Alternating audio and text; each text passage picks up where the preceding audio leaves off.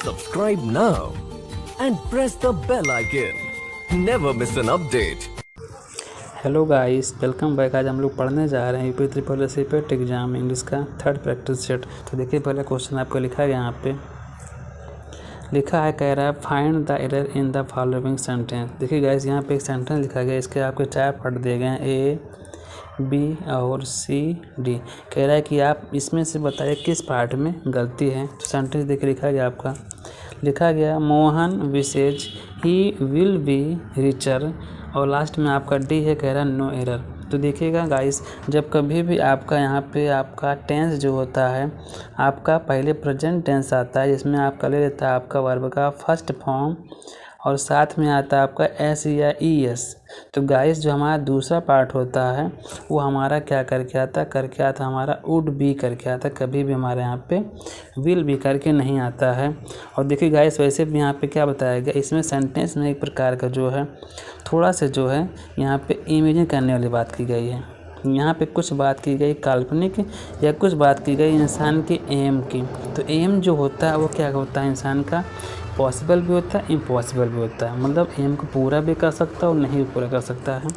तो इसलिए जो हमारा विल भी होता है ये इस रूप में प्रयोग नहीं होता है। आपका जब भी कभी आएगा, अगर आपका एम के लिए या किसी काल्पनिक बातों के लिए आएगा, तो वहाँ पे हमारा कभी भी विल करके नहीं आता है, वहाँ हमेशा उड़ करके ही आता है। तो आपका इसी प्रकार से कह सकते हैं कि हमारे इसमें भी पार्ट में जो है गलती है। अगर यहाँ पे आपका लिखा होता है विल बी के जगह पे लिखा होता है आपका वुड बी, तो आपका सेंटेंस का पार्ट सही होता है। देखिए, आपका आगे लिखा गया है, डायरेक्शन बोल रहा है, कह रहा है read the passage carefully and answer the corresponding question. कह रहा है कि पैसेज को ध्यानपूर्वक पढ़िए आप लोग, और जो आपका 2 से लेकर के 4 तक क्वेश्चन दिया गया उसका इन्हीं सहयोग से आप उसका आंसर दीजिए। तो देखिए, इसके पहले समझते हैं हम लोग हिंदी अच्छे से।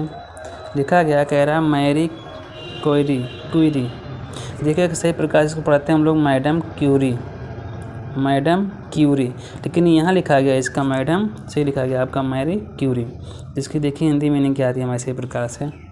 लिखा है Mary Curie was one of the most accomplished scientist in history. कह रहा है मैरी क्यूरी जो थी इतिहास में एक बहुत ही कुशल, इतिहास विज्ञान के क्षेत्र में बहुत ही कुशल एक वैज्ञानिक थी। फिर आगे लिखा गया है टुगेदर विद हर हस्बैंड, अपने पति के साथ में, अपने हस्बैंड के साथ में, जिनके पति का नाम क्या था, पियरे। सी डिस्कवर्ड रेडियम, उन्होंने किसकी खोज की, उन्होंने खोज की रेडियम की। और रेडियम आप लोग जानते होंगे, इसका यूज कहाँ पे होता है, आगे लिखा है आपका an element widely used for treating cancer, जिसका यूज किस में क्या होता है, आपका कैंसर का इलाज करने में होता है। ये एक ऐसी युक्ति, एक ऐसी डिवाइस है जिसके माध्यम, जिसके सहयोग से कैंसर का इलाज होता है। उसके बाद में आगे लिखा गया आपका, कह रहा है and studied uranium and other radio active substance. उसके बाद बोल रहे हैं उन्होंने कि यूरेनियम की सही प्रकार से पढ़ाई की, और इसके बाद में कुछ रेडियो एक्टिव जिसे बोलते हैं हम लोग परावैज्ञानिक कीड़ों के बारे में उन्होंने अच्छे से पढ़ाई की।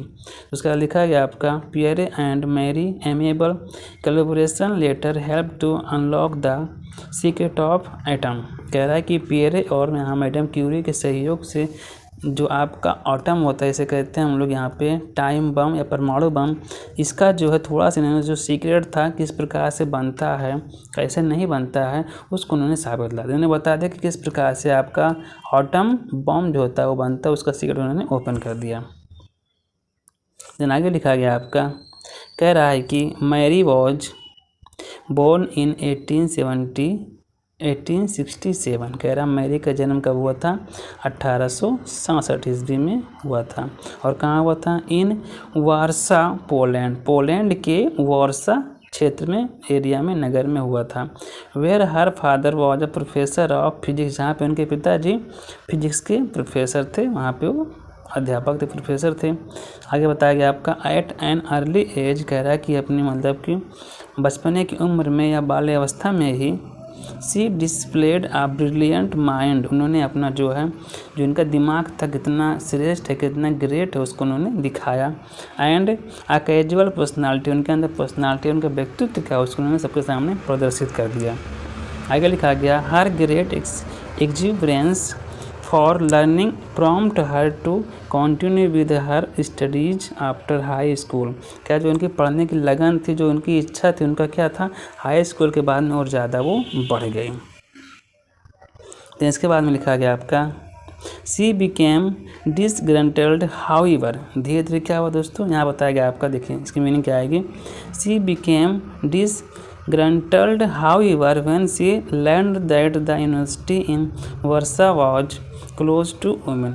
उन्होंने जब सुना कि जो आपका यूनिवर्सिटी था, जो वर्षा जो आपका यूनिवर्सिटी था, उसमें जब जो है वुमेन लड़कियों की पढ़ाई जो है बंद कर दी गई, उस पर बैन लगा दिया, तो उनको उससे वो झटका लगा, वो तो दुखी हो गई। आगे लिखा गया इसके बाद में determined to receive a higher education, उच्च पढ़ाई करने के उद्देश्य से या उसके खुद के पर्पज से, सी डेफिनेटली लेफ्ट पोलैंड इन 1891। उन्होंने क्या किया, 1891 में पोलैंड को छोड़ दिया। एंड इंटर्ड द सरबॉर्न, और सरबॉर्न में वो चली गई। A French university where she earned her master degree and doctorate in physics. कह रहा है कि जो आपका कॉलेज था आपका सवर्न में, जो हमारा कहाँ था, वो आपका था फ्रेंच में, चली गई फ्रांस पढ़ने के लिए, और जहाँ से उन्होंने अपना जो है मास्टर डिग्री किया, और वहीं पे जो उन्होंने फिजिक्स में डॉक्टरेट भी वहीं से किया। तो देखिएगा ऐसे कुछ क्वेश्चन लिखा गया आपका यहाँ पे। पहला क्वेश्चन लिखा गया है कि what kind of collaboration helped Curie to unlock the secret of atom. कह रहा है किस प्रकार का जो कोलैबोरेशन मतलब सम्मिश्रण रूप था, जिसके सहयोग से उन्होंने, उनके पति ने, और उन्होंने मतलब कि आपका जो एटम था इसका सीक्रेट को ओपन कर दिया। तो आपका देखिए ऑप्शन लिखा गया है पहले आपका फ्रेंडली, एंड बी लिखा गया आपका कॉम्पिटेटिव, सी लिखा गया आपका कोर्टियस, एंड आपका डी लिखा गया इंडस्ट्रियस। तो अगर देखेंगे हम लोग इसको पैसेज को ध्यानपूर्वक, तो देखिए यहाँ पे एक वर्ड लिखा गया आपका एमिएबल कोलैबोरेशन। तो देखिएगा इसकी जो मीनिंग होती है, इसका होता है आपका मित्रवत। तो अगर हम देखेंगे यहाँ पे जो हमारा पहला ऑप्शन लिखा गया आपका फ्रेंडली, यह इसका सही हो जाएगा। जो आपका इस वर्ड की मीनिंग, अगर आप इस वर्ड की मीनिंग से आपके मैच करे तो ये आपका जो होता है उसमें वर्ड सही रहता है। तो इसमें हमारा पहला ऑप्शन फ्रेंडली सही रहेगा। देन आगे लिखा गया आपका Marie dot dot left Poland and travel to France to enter Sorbonne. कह रही कि मैरी किस प्रकार से पोलैंड को छोड़ दी और सरबॉर्न फ्रांस में चले गए अपना वो आगे की पढ़ाई करने के लिए। तो यहाँ पहले देखिए आपका ऑप्शन लिखा गया पहला ए है बोल्डली, बी लिखा शोड इंटेलिजेंस बुद्धिमानी से, देन आपका सी लिखा गया बिहेव्ड अच्छे व्यवहार से, वॉच डिस्टर्ब दुख से। तो देखिएगा यहाँ पे जो आपका पहला ऑप्शन है बोल्डली, इसका मतलब होता है बहादुरी पूर्वक, बड़ी हिम्मत से वो पोलैंड को छोड़ दिए और चले गए वो फ्रांस पढ़ाई करने के लिए। तो इसमें आपका ऑप्शन ए सही रहेगा। देन आगे लिखा गया आपका क्वेश्चन 4 है, कह रहा है madam Curie doctorate was in which academic discipline. कह रहा है कि मैडम क्यूरी ने जो है अपना डॉक्टरेट किस सब्जेक्ट से या किस क्षेत्र में उन्हें उसको प्राप्त किया, हासिल किया। तो देखिएगा नीचे लिखा गया आपका, कह रहा है कि एंड डॉक्टरेट इन फिजिक्स। तो देखिएगा यहाँ पे आपका ऑप्शन फिजिक्स ही ठीक हो जाएगा। उन्होंने डॉक्टरेट जो है वो फिजिक्स सब्जेक्ट से लिया था। उसके बाद नेक्स्ट क्वेश्चन आपको लिखा गया है, कह रहा है कि आपका यहाँ पे एक सेंटेंस लिखा गया है, कह रहा है a sentence has been given in active passive, active या पैसिव। कह रहा है आपका एक सेंटेंस यहाँ पे एक्टिव पैसिव फॉर्म में दिया गया, एक्टिव है या तो ये पैसिव में है। कह रहा है out of the 4 alternative suggest select the one which best express the same sentence in active passive form.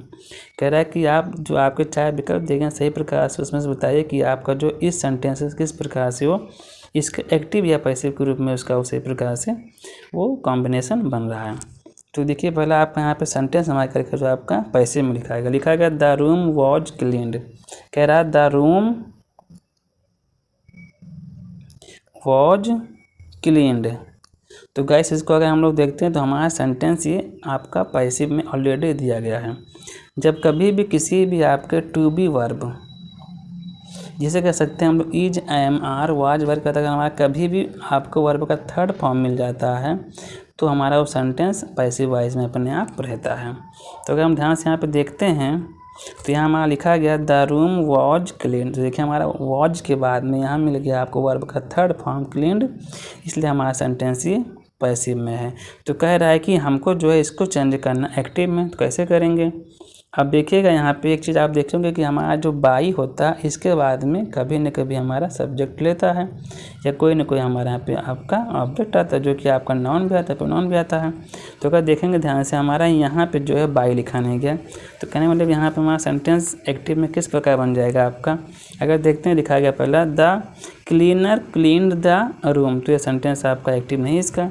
Then आपको लिखा गया कह रहा है द रूम शुड भी, देखिए यहाँ पे कोई शुड का कोई तो बात की नहीं की, तो आपका यहाँ पे भी गलत है।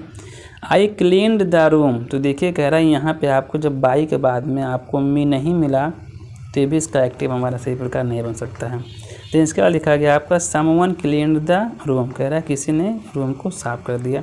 तो अगर सही प्रकार से हम लोग देखते हैं तो इसका जो हमारा सही आंसर बैठ रहा है आपका वो आपका डी ही इसका सही है।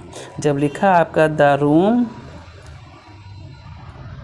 वॉज क्लीन्ड, कह रहा है कि इसको नहीं पता कि इसका कमरा किसने साफ कर दिया। तो देखिए जब यहाँ पे आपको एक्टिव में मिल गया समवन वर्ड कि काम करने वाला पता नहीं है कौन है, तो आपका इसी प्रकार से आपका इसी प्रकार से आंसर ये बन गया। तो गैस आज के लिए इतना ही। Okay, thanks for watching me.